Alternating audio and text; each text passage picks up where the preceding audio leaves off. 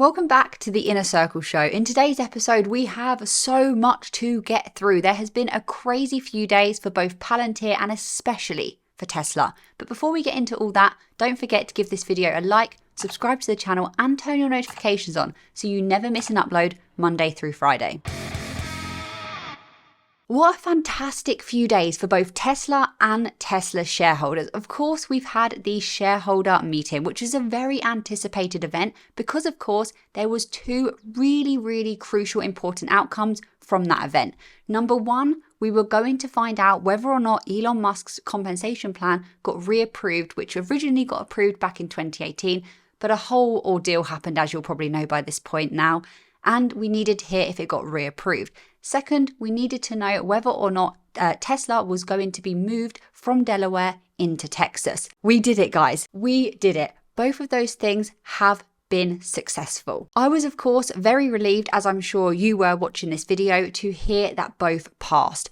And they passed quite significantly as well. 63% voted for the Texas redomestication and 72% voted for Elon's compensation plan, which I believe that 72% for Elon's compensation plan was very similar to the percentage that took place back in 2018.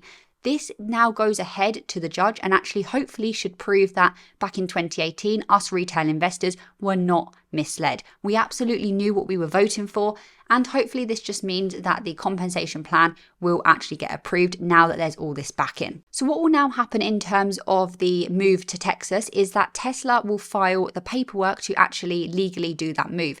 And actually, they've already done it. They didn't waste any time. As soon as they got this approval, the outcome of the shareholder meeting, the vote, they submitted the paperwork. They were not wasting any time. They absolutely needed and wanted to get out of Delaware. I've spoken about it before, but this move to Texas is just so important because it's going to bring a sense of a fresh start. It's going to bring a breath of fresh air for Tesla, because what it means is that hopefully something like this, a mess like this, will never happen again. The situation in Texas compared to Delaware for a business to be running is much better. But this is really positive because this now means that we can all just focus and we can all just move into the next growth phase for Tesla. And it means that Elon is going to feel appreciated and supported as he moves Tesla through that next era. So as part of the shareholder meeting, if you guys didn't watch it, we had the outcome of the votes announced, which was amazing. Then we had some proposals by shareholders, which was not interesting.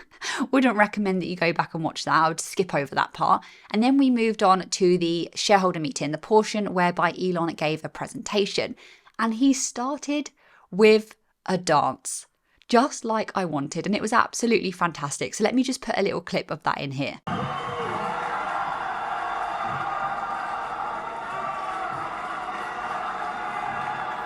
Hot damn, I love you guys. A lot of things were said during this presentation. A lot of incredibly bullish things. Some of the most bullish things I've actually ever heard Elon say, in my opinion. And there was so much stuff that I'll spend much more time as the days and the weeks go on discussing all of them. But in this episode, I want to make sure I touch on the real highlights, the most important things that you need to know if you didn't have a chance to watch that shareholder meeting. But before we get into those, I saw this post and I want to share this with you. Basically, Whole Mars Catalog, Whole Mars blog on X, who you should go and follow. Great Tesla information. Tweeted Elon Musk, posted to Elon Musk, whatever, and said, okay, Elon, we got you the options. Now you have to make Tesla the most valuable company on earth. Deal? Elon came back with a simple 3-letter word and said, yes. So it absolutely seems that Elon is very much focused and aligned to grow Tesla to the most valuable company on earth. And you will see as I go through the highlights of his speech during the shareholder meeting that is exactly what he plans to do. And he very much thinks Tesla can get there. Actually, that's an understatement. He not only thinks Tesla can become the most valuable company on earth, but he thinks it can 10x the current most valuable company. We'll get onto that in just a minute. One thing that I think he said quite early on in the meeting, if I remember rightly, is we're not just starting a new chapter for Tesla, we are starting a new book.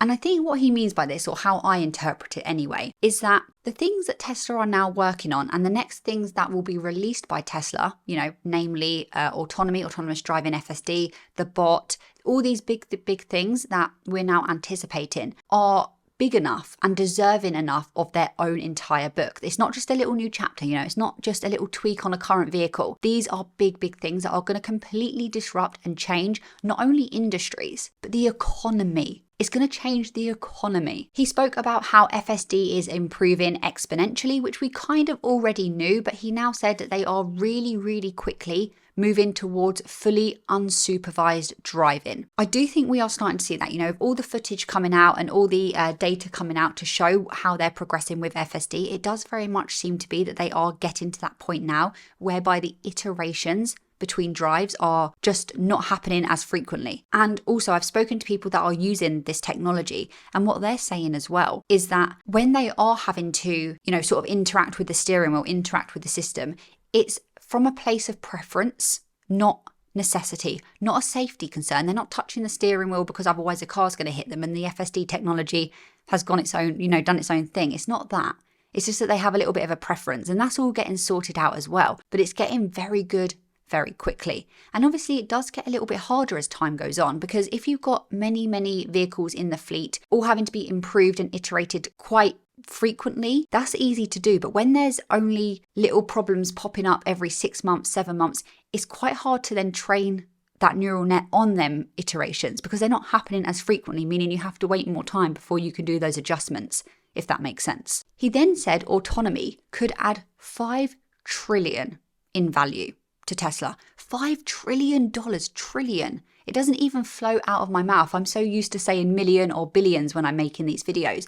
But that does seem to be in agreement with ARK Invest's bullish targets that have recently just come out. So just on autonomy alone, Elon's pretty sure that they can 10x Tesla's current value. That seems pretty surreal, right? That seems quite crazy to 10x just on one little thing. I say little, it's definitely not little. But it then gets even more wild, as he said himself, when you start throwing in Optimus into the mix. He reinstated the hypothesis that not only I've had, but many of you have had, many people have been saying for quite a while, that there will be some cars that are, some Tesla cars that are Tesla owned, but there will also be a fleet of customer owned cars whereby it's going to be a mix of Airbnb and Uber. So there'll be a Tesla owned fleet, which is acting a bit like Uber.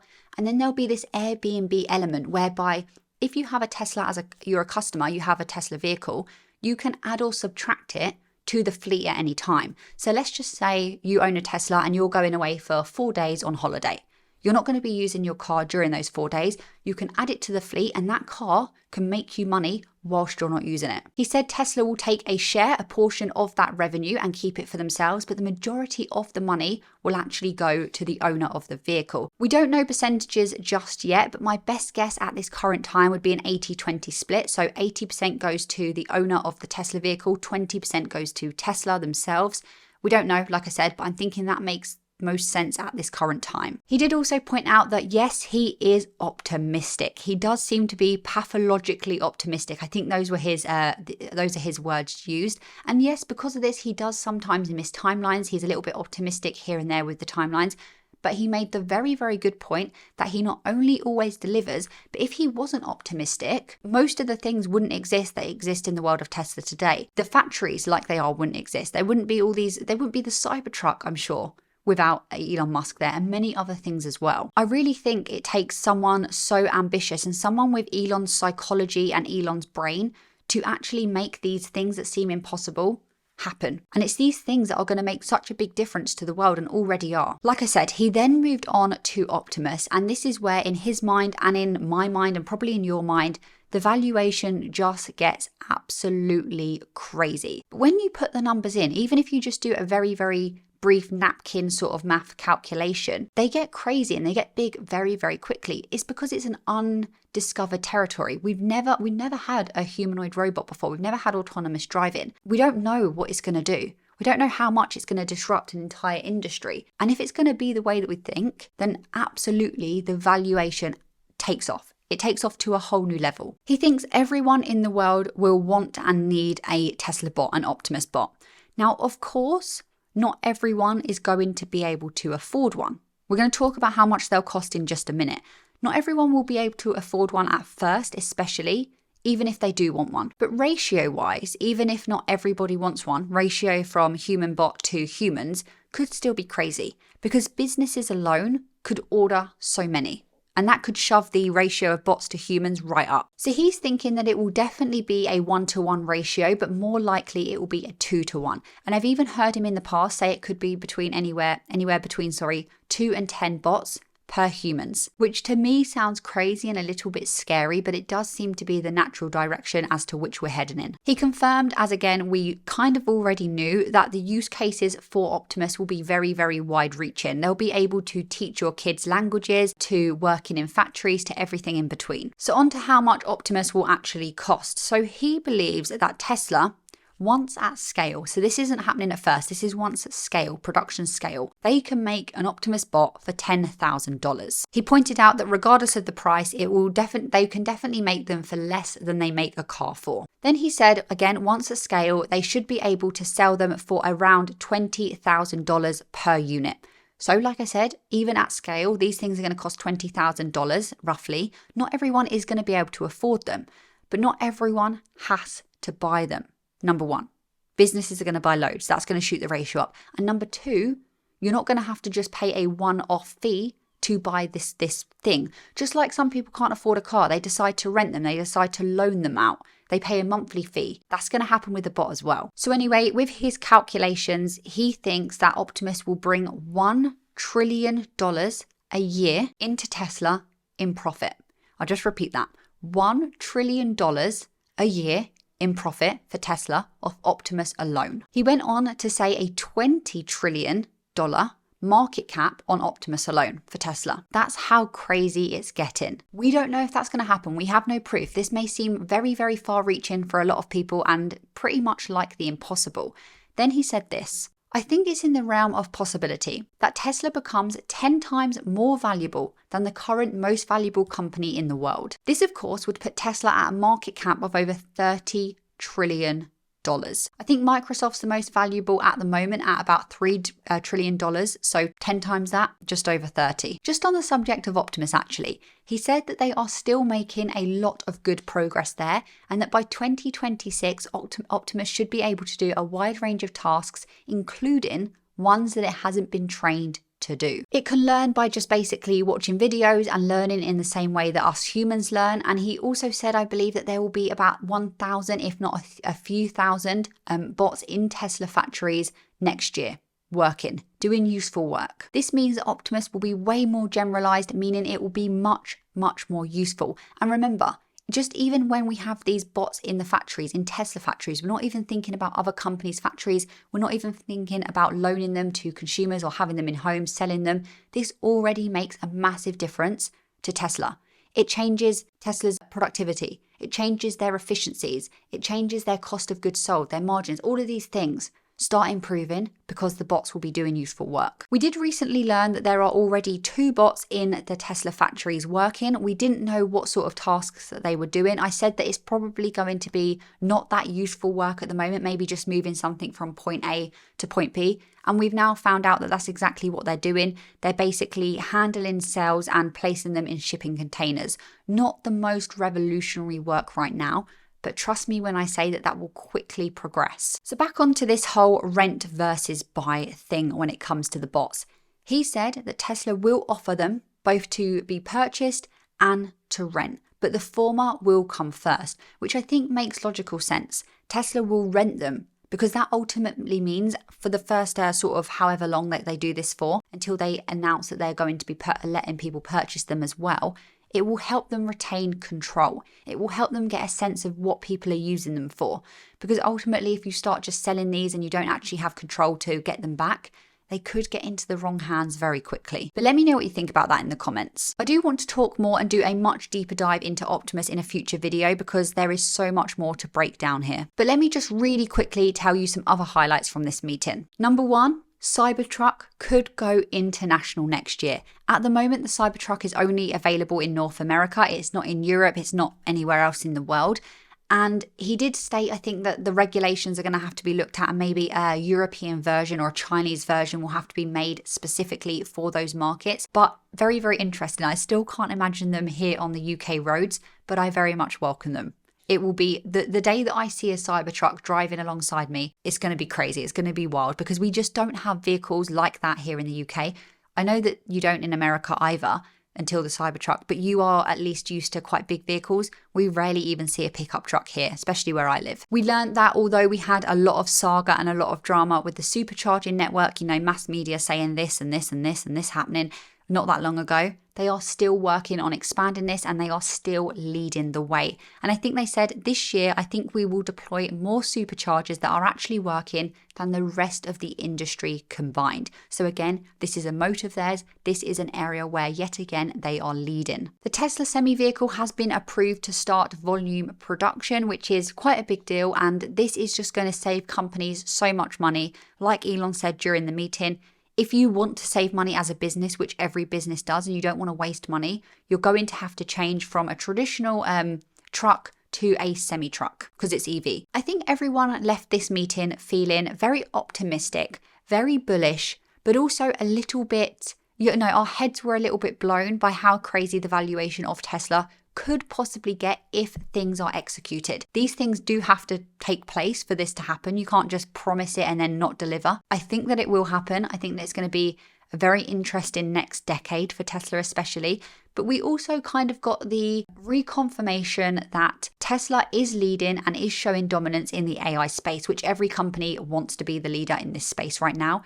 And they are coming ahead of a lot of the other mega cap companies in terms of real world AI. There are also 3 new vehicles to be unveiled. I think they're going to be shown at the Robotaxi event on the 8th of August.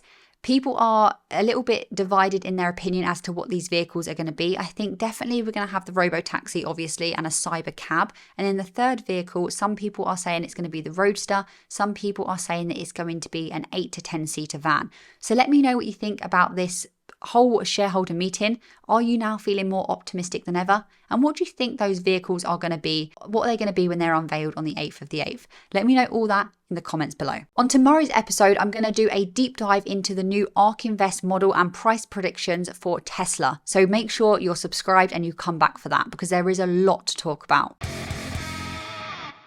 Palantir's government side of the business is going from strength to strength to strength. And we have just learned that there's been 2 new modifications to existing contracts, bringing in even more money, even more confidence, and even more dominance in this space that we need to discuss. So we spoke on Thursday's episode. And if you haven't watched that, go and watch it after this episode if you want to make sure you're all caught up. But we spoke during that episode about how a Jefferies analyst had an interview.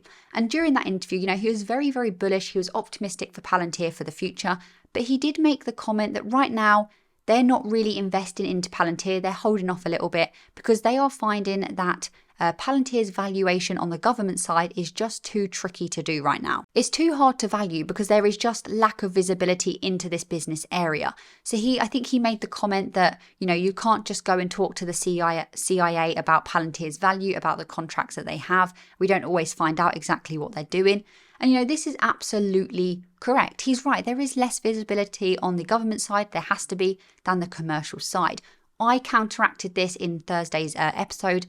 I don't completely agree. I do think there's lack of visibility, but I still think there's things that we can do to get that insight. And I don't think you should not invest just because of a slight lack of visibility there, my opinion. However, we've just had more contracts and more money flowing in to the government side, building that confidence, dominance, and strength. Check out this post from Eich by GoCarp that will go through all the details on the contract, but let me just quickly whiz through this and tell you the key points. So the first thing is that these are not new contracts. That's really important, but actually they're modifications to existing contracts.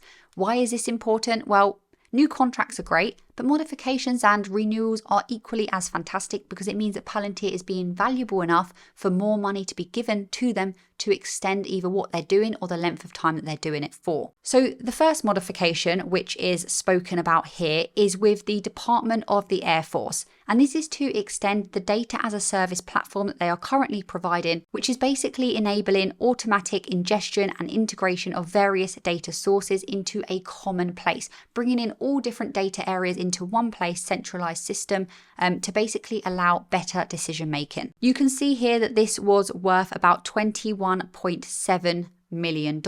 So it's not the biggest, we've just recently had that 480 million, which is way bigger.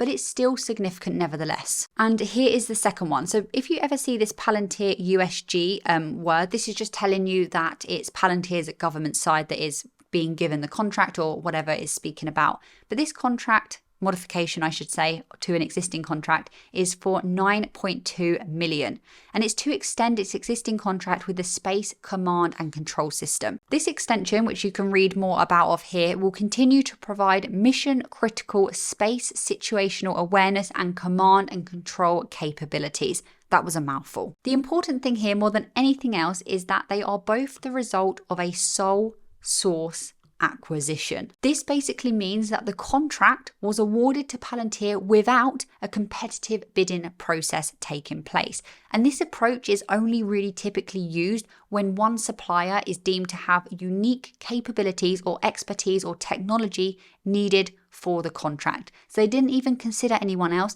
They went straight to Palantir. They spoke to Palantir about money and all of that stuff. They only wanted Palantir, basically. Another important thing is that it shows the government side is still growing and it is still doing well. It's still alive, even though we sometimes hear, the commercial side revenue is doing well, but the government side is slowing down. One of these will always be going faster than the other. They're not going to match, but both are doing very well in my opinion right now. Do let me know what you think about this in the comments below. On the screen now are the topics that we will discuss exclusively on the Vault this week. And if you are a Vault member, I'm going to continue this episode and talk more about both Tesla and Palantir today. But if you're not a Vault member, thank you so much for watching, and I'll see you in tomorrow's episode. If you want to watch these episodes ad-free, get exclusive and extended content and a bunch of other perks, become an insider of the Inner Circle Vault. Link in the description.